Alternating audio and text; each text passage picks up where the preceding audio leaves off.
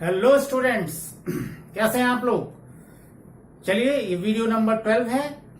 10 series का last video and future का भी लास्ट वीडियो है ये वीडियो नंबर 12। इसके बाद हम लोग कुछ एक दो सिंपल जो जरूरी ग्रामर पोर्शन है वो पढ़ लेंगे। फिर हम अलग अलग क्लासों के सब्जेक्ट्स लिटरेचर पर आ जाते हैं। फिर लिटरेचर के चैप्टर्स हम लोग पढ़ेंगे। प्रैक्टिस के लिए मैं एक बात कहना चाह रहा था कि अगर आप लोग प्रैक्टिस नहीं कर रहे हैं वर्ब का यूज करके, तो ये सारे वीडियोस आप लोग के लिए कोई मायने नहीं रखेंगे।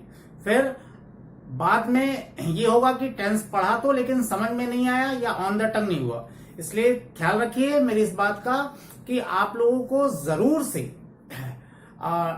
वर्ब का यूज करके सेंटेंसों की प्रैक्टिस, हर सेंटेंस की मिनिमम 10 टाइम्स प्रैक्टिस आप लोगों को करनी होगी। अदरवाइज टेंस के वीडियोस देखने से कोई फायदा नहीं होगा आप लोगों को। So remember this point. And इस वीडियो के बाद मैं अलग अलग क्लासों के लिटरेचर पोर्शन पर आऊंगा। पहले एक दो कुछ जरूरी ग्रामर पोर्शन एक दो वीडियो में मैं बताऊंगा, देन आफ्टर मैं लिटरेचर पोर्शन पे आ जाऊंगा।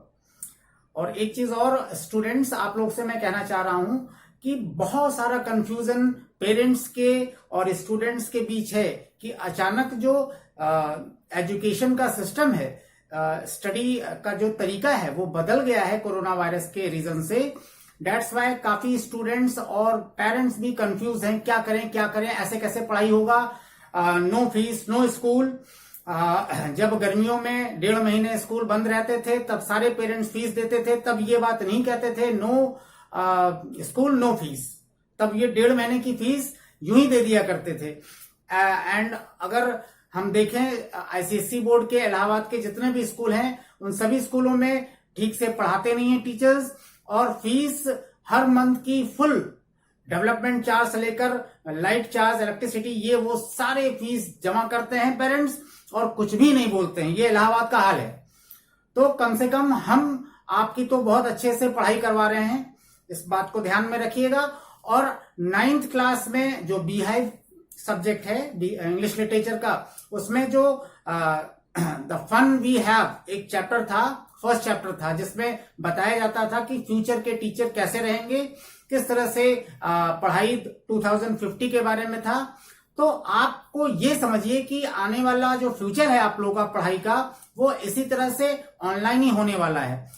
गलती ये हो गई कि कोरोना वायरस की वजह से ये फ्यूचर प्लानिंग का जो स्टडी का तरीका था वो ऑटोमेटिकली अपने आप, या कहिए कि बस बहुत जल्दी हम लोग को अपनाना पड़ा। लेकिन ये कोरोना वायरस ज्यादा दिनों तक नहीं रहेगा, डोंट वरी।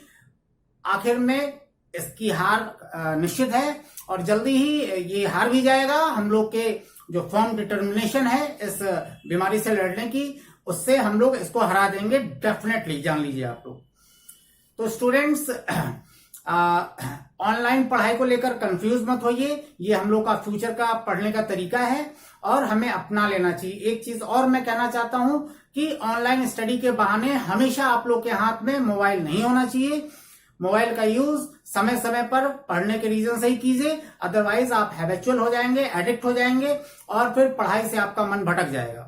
तो मोबाइल का यूज उतने ही कीजिए जितनी जरूरत है। हमेशा आपके हाथ में मोबाइल नहीं होना चाहिए। अगर आपके पेरेंट्स ने आपके भरोसे दे रखा है तो उनके भरोसों को कभी भी गलत साबित मत कीजिएगा। ओके स्टूडेंट्स, चलिए आते हैं हम वीडियो नंबर 12 पे, future perfect continuous tense.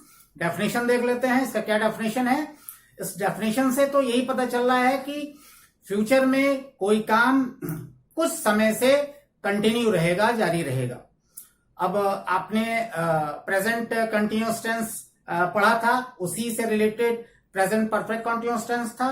Present continuous tense में कोई काम प्रेजेंट टाइम में कंटिन्यू रहा है। उसके बाद प्रेजेंट परफेक्ट कंटिन्यूअस टेंस में भी आपने देखा कि कोई काम प्रेजेंट में कंटिन्यू तो है लेकिन कुछ समय से कंटिन्यू है। तो ये दोनों प्रोपोर्शनल है एक दूसरे का।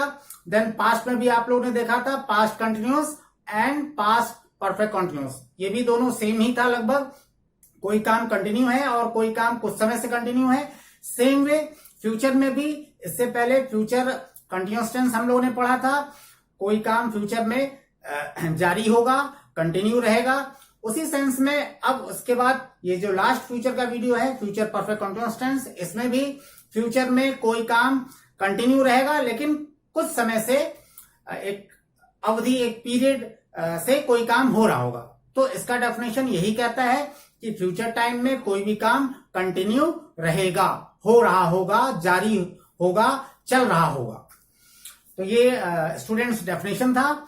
आइए हम जनरल एग्जांपल देख लेते हैं क्या है इसके। तो he will have been studying from 10 PM, वह 10 बजे से पढ़ रहा होगा। देखा आपने कि कोई काम कंटिन्यू होगा बट उसमें कुछ समय से हो रहा होगा, या तो सिंस लगेगा या फॉर लगेगा। लेकिन एक चीज ध्यान रखिएगा, इस टेंस में सिंस की जगह पर फ्रॉम लगता है, सिंस नहीं लगाया जाता। क्यों? बिकॉज फ्यूचर में कोई काम के लिए कहा जाता है कि कोई काम कब से शुरू हो रहा होगा या चल रहा होगा, उसके लिए हम सिंस नहीं लगाते हैं। सिंस पास्ट और प्रेजेंट के लिए ही लगाते हैं, फ्यूचर में फ्रॉम लगाते हैं सिंस की जगह। तो ये बात ध्यान रखिएगा। अब देखिए सेकंड एग्जांपल है कि I shall have been playing for 2 hours, मैं 2 घंटे से खेल रहा हूंगा। They will not have been sleeping for 2 days, वह 2 दिनों से नहीं सो रहे होंगे। Will you have been reading from morning, क्या तुम सुबह से सो रहे होगे। Why will you have been studying from Monday, तुम मंडे से क्यों पढ़ रहे होगे। Why shall I not have been taking tuition for 3 months, मैं 3 महीने से ट्यूशन क्यों नहीं पढ़ रहा हूंगा। Dogs will have been barking whole night, कुत्ते रात भर भौंक रहे होंगे। आपने देखा सेंटेंस के लास्ट में रहा होगा, रही होगी, रहे होंगे, या ता रहा होगा, ती रही होगी, खाती रही होगी, इतना काम करता रहा होगा, पढ़ता रहा होगा या रहा होगा, टाइम आ जाता है। तो फ्यूचर टेंस में कोई काम कंटिन्यू रहेगा बट वो काम कुछ समय से कंटिन्यू रहेगा, इसमें ये देखा जाता है।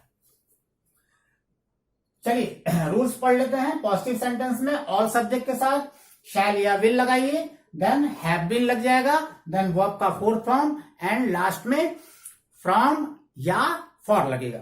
अब जैसे कि श्याम 2 घंटे से पढ़ रहा होगा, Shyam will have been studying for 2 hours। अब देखिए फॉर 2 hours आ गया। अगर हम फ्रॉम लगाएंगे तो श्याम 2 बजे से पढ़ रहा होगा। Shyam will have been studying from 2 PM, 2 बजे से।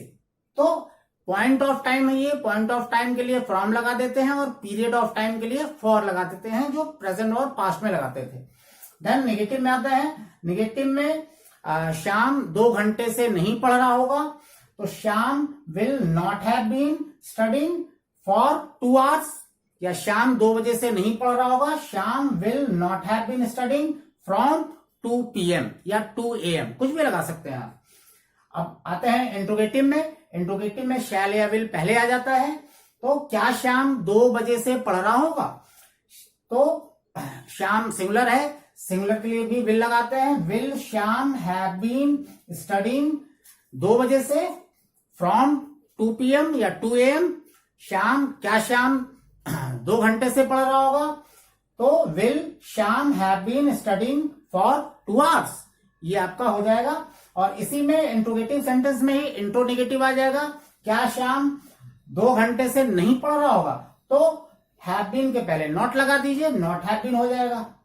और इसमें देखिए कि पॉइंट ऑफ टाइम के लिए जैसे पहले था प्रेजेंट और पास्ट में पॉइंट ऑफ टाइम के लिए हम सिंस लगाते थे, उसकी जगह रिप्लेस हो गया है, फ्रॉम आ गया है। पॉइंट ऑफ टाइम के लिए फ्रॉम लगेगा एंड पीरियड ऑफ टाइम के लिए कि कोई काम कितनी देर से हो रहा है, टाइम कैलकुलेटेड होता है, उसके लिए हम वही पहले जैसा ही प्रेजेंट पास्ट की तरह ही फॉर लगाएंगे। तो स्टूडेंट्स ये रहा वीडियो नंबर 12 और ये टेंस का सीरीज अब आज खत्म हो जाता है। नेक्स्ट 1-2 मैं वीडियो आपको ग्रामर, जो एसेंशियल ग्रामर है, बेसिक ग्रामर है, इसके बारे में बताऊंगा। देन आपके अलग अलग क्लासों के मैं लिटरेचर पोर्शन पर आ जाऊंगा। Okay students, thank you.